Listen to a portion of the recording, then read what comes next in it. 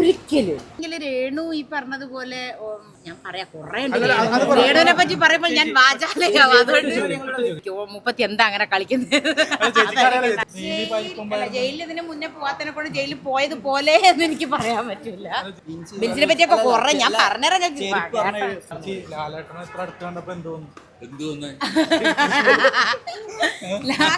അങ്ങനെയൊന്നുമില്ല നമുക്ക്.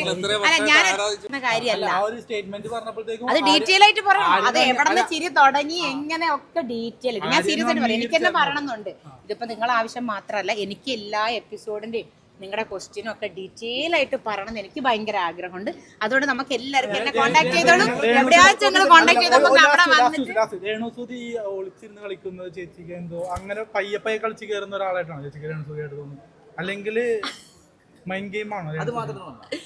അത് മാത്രം പറയുകയാണെങ്കിൽ രേണു ഈ പറഞ്ഞതുപോലെ ഞാൻ പറയാ കൊറേ രേണുവിനെ പറ്റി പറയുമ്പോ ഞാൻ വാചാലയാവും. അതുകൊണ്ട് അടിപൊളി സൂപ്പർ. പിന്നെ അവരൊക്കെ അതിനായിട്ട് വന്നതാ. അവരൊക്കെ ഓരോ ലക്ഷ്യം വെച്ചിട്ട് വന്നിട്ട് അതുപോലെ തന്നെ ചെയ്യുന്ന ആൾക്കാർ.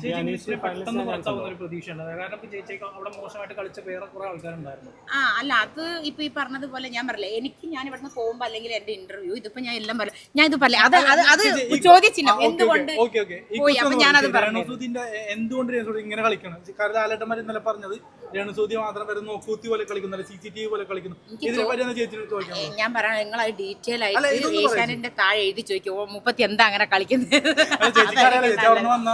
എനിക്കറിയണമെങ്കിൽ ഒറ്റ വാക്ക് പോരെ. ഒറ്റ വാക്കിൽ പറയുമ്പോൾ അത് അവരെ രേണുസുതിക്ക് ഒരുപാട് ഇതുണ്ട്. രേണുസുതി സാധാരണക്കാരിയിൽ നിന്നും സാധാരണക്കാരിയായിട്ടുള്ള ഒരാളാണ്. അപ്പം അതാണ് ഏറ്റവും വലിയ അതിനുള്ളൊരു മറുപടി എന്ന് പറഞ്ഞു കഴിഞ്ഞാൽ. കാരണം അവർക്കൊന്നും പറ്റിയൊരു സംഭവം അല്ല അത്. കാരണം അവരതായ രീതിയിൽ അവർക്ക് വൈയായികകളും കാര്യങ്ങളും ചില പ്രശ്നങ്ങളൊക്കെ കേൾക്കുമ്പോൾ ഉണ്ടാകുന്ന അവരുടെ ഭയങ്കരമായിട്ടുള്ള മാനസികാവസ്ഥ. ഞാൻ വിചാരിച്ചു ഞാനാണ് ഏറ്റവും വലിയ സാധാരണക്കാരി, എന്നെക്കാട്ടും സാധാരണക്കാരിയായിട്ടുള്ള ഒരാളാണ്. അപ്പം രേണുസുതിന്റെ ഞാൻ പറയില്ല, അതൊക്കെ ഞാൻ പറയുന്നത് ഓരോ വാക്ക് പറഞ്ഞു. ഞാനൊരു കാര്യം ചെയ്യട്ടെ, ഇങ്ങനെ ഇതേപോലെ ഗെയിം ചെയ്യുകയാണെങ്കിൽ, അല്ലാണ്ട് അവരെന്റെ അടുത്ത് ചോദിച്ചായിരുന്നു നിങ്ങൾക്ക് ഗെയിം മാറ്റി അങ്ങനെ ചെയ്യാന്നുള്ളത്. കട്ട് ചെയ്ത് പറഞ്ഞ അതാണ്. ഇല്ല ഇത് മറ്റേ ഇത് അതിന്റെ ചോദ്യചിഹ്നം ഇതിന്റെ അല്ല, എനിക്ക് അത്യാവശ്യം ഞാൻ പറഞ്ഞില്ല, എനിക്കൊരു ആഗ്രഹം ഉണ്ടായിരുന്നു. ഞാൻ അന്ന് ലാലേട്ടനോട് പറഞ്ഞ പോലെ ഒരു 10 പേര് കലാഭവൻ സരികൻ അറിയാം, ഒരു 20 പേരും കൂടെ അറിയണം. 20 അല്ല, ഇപ്പൊ 30-40 അറിഞ്ഞു എന്നുള്ളൊരു സന്തോഷത്തിലാണ്. അപ്പൊ ഇനിയും പോയിട്ട് വെറുതെ ചളക്കൊളാവണ്ട. അനുമോളുടെ എല്ലാം ഇഷ്ടമാണ്, കരച്ചിലും ചെയ്യോ ഇവര്. ഞാൻ പറഞ്ഞില്ലേ നമുക്ക് ഇരുന്ന സമയം. അപ്പൊ നിങ്ങൾ ഇത് ഒറ്റ ഇന്റർവ്യൂല് തീർക്കേണ്ട പരിപാടിയാണോ? അല്ല, അപ്പൊ നമുക്ക് ഡീറ്റെയിൽ ആയിട്ട് കാണാം. ഒക്കെ ഞാൻ പറഞ്ഞുതരാം, എല്ലാം ഉണ്ട്. അതാ ഞാൻ പറഞ്ഞു, എല്ലാത്തിനും എനിക്ക് വ്യക്തമായിട്ടുള്ള മറുപടികളുണ്ട്. കാരണം അവിടെ പറയാത്ത കാര്യങ്ങളും വിടി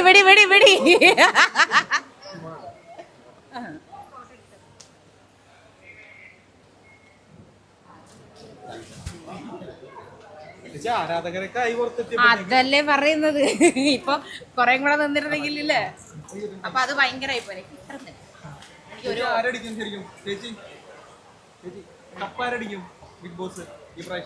ഒന്നും പറയാൻ പറ്റില്ല, കാരണം ഇനിയും വൈൽഡ് കാർഡ് എൻട്രി വരുന്നുണ്ട്. അപ്പൊ നമുക്കൊന്നും പറയാൻ പറ്റില്ല. ഇല്ലെങ്കിൽ ഇത്രയും പേരെ വെച്ചിട്ടൊക്കെ നമുക്ക് വിലയിരുത്താൻ. പിന്നെ അത് മാത്രമല്ല, ഒറ്റയടിക്കാണ് ഗെയിം മാറ്റുന്നത്. 7ന്റെ പണി എന്ന് പറഞ്ഞതിനെ കൊണ്ട് നമുക്കൊന്നും പ്രെഡിക്റ്റ് ചെയ്യാൻ പറ്റില്ല. കഴിഞ്ഞ പ്രാവശ്യമൊക്കെയാണ് അയ്യോ ചോദിക്കല്ലേ വളരെ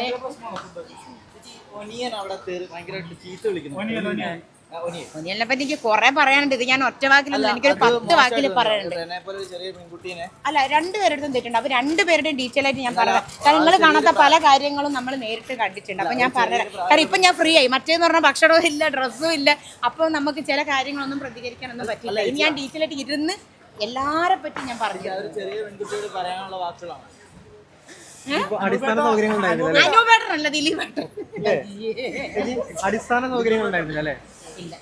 ഭയങ്കര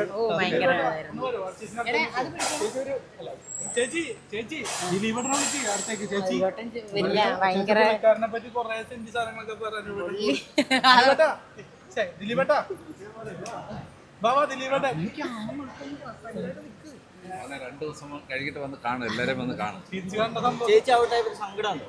അയ്യോ അവിടെ പടക്കം പൊട്ടിച്ച് ചേച്ചിയെ മിസ് ചെയ്യത് ശരിക്കും. പിന്നല്ലാതെ പെർഫോമൻസ് അല്ല എന്റെ തനിക്കണോ. ചേച്ചി പോയിക്കോ. പോരെ, 2 ദിവസം കഴിഞ്ഞിട്ട് വന്നാ പോരെ. 2 ദിവസം നമുക്ക് നാളെ മരുന്നല്ല, കാരണം അടുത്ത ആൾക്കാർ എവിറ്റായതിന് മുന്നേ എനിക്ക് ഡീറ്റെയിൽ പറയാം. കോഴിക്കോട് പോയിട്ട് വരും. ചേച്ചി എങ്ങനെ ഉണ്ടായിരുന്നു? എന്തായാലും ആദ്യം തന്നെ ഒരു കാര്യം പറയാം. കാരണം ഇപ്പൊ എനിക്ക് തോന്നുന്നു ഞാനൊരു 20 വർഷമായിട്ട് ഇൻഡസ്ട്രിയിലുണ്ട്. അപ്പോൾ ഈ പറഞ്ഞ പോലെ ഒരുപാട് മിമിക്രി, പാട്ടും ഡാൻസും ഒക്കെ ചെയ്തിട്ട് പുറത്തുള്ള ഷോസ് ചെയ്തിട്ട് ഇതേ കൊച്ചിൻ എയർപോർട്ടിൽ വന്നിട്ട് ഞാൻ ഇറങ്ങിയപ്പോൾ ഒരു മനുഷ്യരെ ഞാൻ കണ്ടിട്ടില്ല. അപ്പോൾ എനിക്കൊരു ഭയങ്കരമായിട്ട് ആഗ്രഹം ഉണ്ടായിരുന്നു, ഞാൻ ഇത്രയും പ്രോഗ്രാമൊക്കെ ചെയ്തിട്ട് ഞാൻ ഇവിടെ എയർപോർട്ടിൽ വന്ന് ഇറങ്ങുമ്പോൾ നിങ്ങളൊക്കെ ഇങ്ങനെ വന്ന് നിൽക്കുന്ന ഒരു കാലം എനിക്ക് ഉണ്ടാവുമെന്ന്.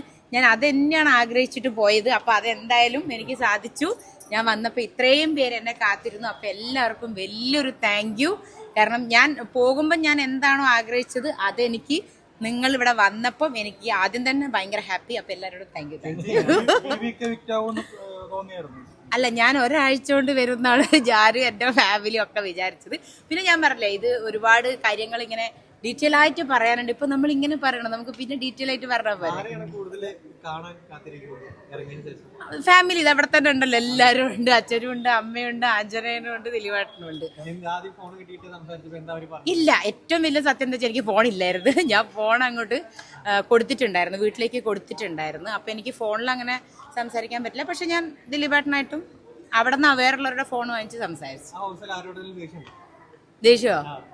വ്യക്തിപരമായിട്ട് എന്നെ ആരും ഉപദ്രവിച്ചിട്ടില്ല. അങ്ങനെ ഭയങ്കരമായിട്ട് അവിടെ ബാക്കി എല്ലാവർക്കും ഒക്കെ ഭയങ്കര ഇതൊക്കെ ഉണ്ടെങ്കിലും എന്നെ ആരും ഉപദ്രവിക്കാതെ ഞാൻ തടി കേടാതെ രക്ഷപ്പെട്ടിട്ടുണ്ട്. ഞാൻ ഇനി ഇവിടെ തന്നെ രക്ഷപ്പെട്ടെ. 7ന്റെ പണിയായിരുന്നു. കാരണം കോസ്റ്റ്യൂം തന്നെ 7ന്റെ പണിയായിരുന്നല്ലോ. കാരണം ഈ എല്ലാവരും എൻ്റെ അടുത്ത് ചോദിച്ചു ഇങ്ങനെ 100 ഡേയ്സിന്റെ ഡ്രസ്സൊക്കെ കൊണ്ടുപോയത്. പക്ഷെ അവര് അതിന്റെ ഏറ്റവും വലിയൊരു ടാസ്ക് ആയിരുന്നു. അവർ 100 ഡേയ്സ് കോസ്റ്റ്യൂം കൊണ്ടുപോകണം എന്ന് പറഞ്ഞിട്ടുണ്ടായിരുന്നു. അതൊക്കെ നല്ല കാര്യം എന്നാ എനിക്ക് തോന്നിയത്. കാരണം എന്താ വെച്ചാൽ നമ്മളൊക്കെ ഇത്രയും ദിവസം ഒരു ഫാമിലി ആയിട്ട് കഴിയുമ്പോൾ യാത്ര പറയേണ്ട ഒരു രംഗം വരുമ്പോഴത്തേക്കും എല്ലാവരും കരച്ചിലും ബഹളവും ആയിരിക്കും. അപ്പൊ അതിനെക്കാട്ടും നല്ലത് ഭയങ്കരമായിട്ട് ഒരാഴ്ച ബിഗ് ബോസ് ബാക്കി പിന്നെ പറഞ്ഞ പോലെ ബാക്കി നമുക്ക് ഇരുന്ന് പറയാം. ഇതിപ്പോ എന്താ, ഞാൻ നല്ല അടിപൊളി ഡ്രസ്സൊക്കെ ഇട്ടിട്ട് നമുക്ക് ഇരുന്ന് ഇതിപ്പോ ഒരുമാതിരി എത്രയോ ദിവസത്തെ ഞാൻ പറഞ്ഞേ കുറെ ദിവസമായിട്ട് കാണത്തില്ല. ഞാൻ പറയാം നിങ്ങൾക്ക് ഓരോരുത്തർ മൈക്ക്. അതാ ഞാൻ പറയാം, ഇരുന്നിട്ട് നമുക്ക് സംസാരിച്ചാ പോരാ. ലാസ്റ്റ് ചോദ്യം, ഈ സരിക്ക് ഹോട്ട് സീറ്റ് കുറച്ച് കാര്യങ്ങൾ പറഞ്ഞു. അപ്പൊ അത് പുറത്ത് ചേച്ചിക്ക് ആദ്യം ഭയങ്കര ഒരു ഇതായിട്ടാണ് വന്നത്. ഇപ്പൊ അത് സരികയോട് പറഞ്ഞ പ്രശ്നം തീർത്തു. പക്ഷെ അതിപ്പോ ചേച്ചി ഇറങ്ങുമ്പോ എന്തായിട്ട് പറയുന്നത്? ഞാനത് ഭയങ്കര രസം.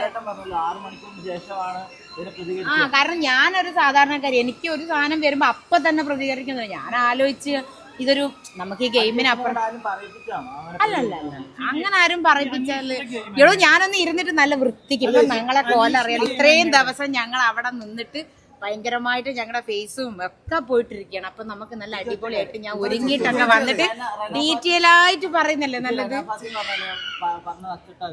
ഇല്ലില്ല, ഞങ്ങൾ പ്ലാൻ ചെയ്ത, കാരണം എനിക്ക് തന്നെ അറിയായിരുന്നു ഈ ഒരാഴ്ച ഞാൻ പോകുന്നില്ല. അപ്പൊ ഞങ്ങൾ തന്നെ പ്ലാൻ ചെയ്തൊക്കെ ചെയ്തത്. എനിക്ക് അവരൊന്നും ഞാൻ പറഞ്ഞില്ല, അവിടെ ഉള്ള ഒരു അറ്റാച്ച്മെന്റ് ഉള്ളു. അല്ലാതെ അവരെ നമ്മൾ ആ വീട് അവിടെ നിൽക്കുമ്പോൾ നമുക്ക് അവരെ മിസ് ചെയ്യും. അത് കഴിഞ്ഞ് കഴിഞ്ഞാൽ പിന്നെ അവരോടൊന്നും യാതൊരുവിധ മിസ്സിങ് എനിക്ക്. പല ഏജിലുള്ള പല കാറ്റഗറിയിലുള്ള ആളുകൾ ഒരുമിച്ചുള്ള ഇതൊക്കെ അവര് ചോദിച്ചു കഴിഞ്ഞാൽ പിന്നെ ഞാൻ നിങ്ങൾക്ക് എങ്ങനെ ഇന്റർവ്യൂ വരും? കുറെ ആൾക്കാർ അവിടെ കാത്തുന്നില്ല. അതിന്റെ ഒരു പല ഏജിലുള്ള ആളുകളായിട്ട് ഒരുമിച്ച് ഒരു വീട്ടിൽ താമസിക്കുന്നു. പലതരത്തിലുള്ള കോൺഫ്ലിക്റ്റുകൾ ഉണ്ടാവുന്നു, പലതരത്തിലുള്ള ചർച്ചകൾ ഉണ്ടാവുന്നു. ശരിക്കും ഇതിനൊക്കെ എങ്ങനെയാ കാണുന്നത് ആസ് എ പേഴ്സൺ? സ്വന്തം ഗെയിം അല്ല, ഞാൻ ചോദിക്കട്ടെ, ഒരു കുടുംബത്തിൽ എത്ര ഒരേ പ്രായത്തിലുള്ള ആൾക്കാരല്ലല്ലോ ഉള്ളൂ. പിന്നെ വീട്ടിൽ പ്രായമായ അച്ഛനുണ്ട്, അമ്മയുണ്ട്, ചെറിയ ആഞ്ജനേയനുണ്ട്, ദിലീപേട്ടനുണ്ട്. അതുപോലെ തന്നെ അവിടെ അങ്ങനെ തന്നെ ഒരേ പ്രായത്തിലുള്ളവരുടെ കൂടെ അല്ലല്ലോ നമ്മൾ ജീവിക്കുന്നത്. അത് ഞാൻ പറയില്ല, അങ്ങനെ ഇപ്പൊ വേണ്ട. അത് ഞാൻ ലാസ്റ്റ് ഇന്റർവ്യൂലേ പറയുള്ളൂ.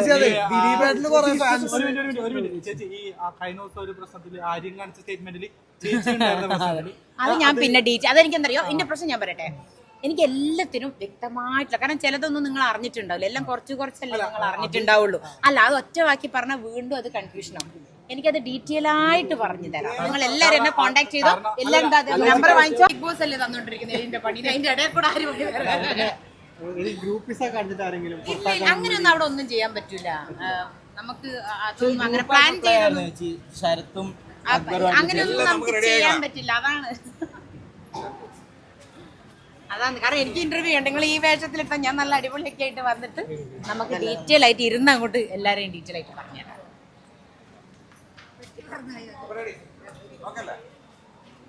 ചോറും കറിയും, ചോറും മീൻ കറിയും, നല്ല പുളിയും മുളകും, നല്ല ചോറും.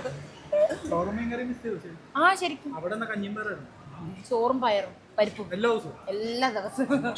ജയിലിലോട്ട് പോയ പോലെ തോന്നി. ഭയങ്കരമായിട്ട് കുറഞ്ഞു. എല്ലാരും അവിടെ പറഞ്ഞു ജയിലിൽ ഇതിന് മുന്നേ പോവാത്തനെ കൊണ്ട് ജയിലിൽ പോയത് പോലെ എന്ന് എനിക്ക് പറയാൻ പറ്റില്ല. ബിൻസിനെ പറ്റിയൊക്കെ കുറെ ഞാൻ പറഞ്ഞുതരാം. കൊണ്ടുപോയിട്ട് ഇടാൻ പറ്റാതെ വന്നിട്ടുണ്ട്, അവിടെ ഉപയോഗിക്കാൻ പറ്റാതെ. ചേച്ചിക്ക് എന്തെങ്കിലും ഈ ചെരുപ്പല്ലേ എനിക്ക് ഒരു സാധനം, ഒക്കെ ചെരുപ്പ് മാത്രല്ല എനിക്കൊരു സാധനം ഉപയോഗിക്കാൻ പറ്റില്ല ഒരിക്കലും. ഇവര് ഇതിലോട്ടാ അല്ല ഞാൻ ചോദിക്കണെങ്കിൽ ഈ പോലത്തെ തന്നെ ചോദിക്കണോ? ഞാനൊന്നും വൃത്തിക്ക് നമ്മള് ബിഗ് ബോസിലോ ഞങ്ങൾക്ക് അണിഞ്ഞൊരുങ്ങിയിട്ട് ഒരു കാര്യം ചെയ്യാൻ പറ്റിയില്ല. അതെ വിളിച്ചോ, നമ്പർ വാങ്ങിച്ചോ, നമുക്ക് ഡീറ്റെയിൽ ആയിട്ട് എല്ലാത്തിനും ഞാൻ പിന്നെ എനിക്കെല്ലാം പറയണമെന്നുണ്ട്. ഞാൻ പറയാം ഡീറ്റെയിൽ ആയിട്ട്. എനിക്കും പറയണം എന്ന് ആഗ്രഹമുണ്ട്. കാരണം അവിടെ പറയാൻ പറ്റാത്ത പല കാര്യങ്ങളും ഉണ്ടാവുമല്ലോ.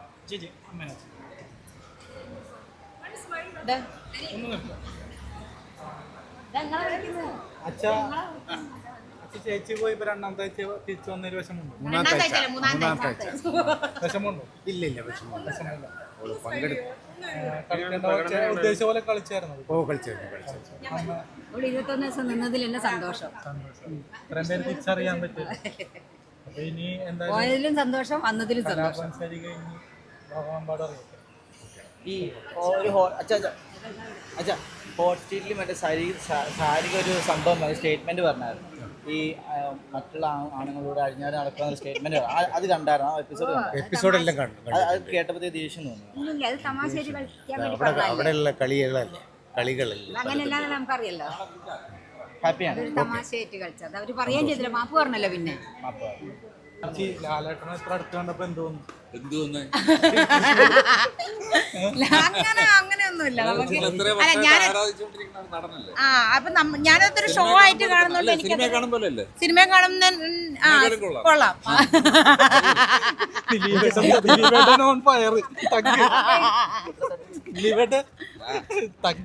ഇനിയും ചോദിച്ചാ പല തഗ്ഗൊക്കെ കിട്ടും. അതുകൊണ്ട് വേഗം പോകുന്നതായിരിക്കും നല്ലത്. ഞങ്ങള് വണ്ടിയൊക്കെ നമ്മൾ പോയിക്കോളാം. ഓക്കെ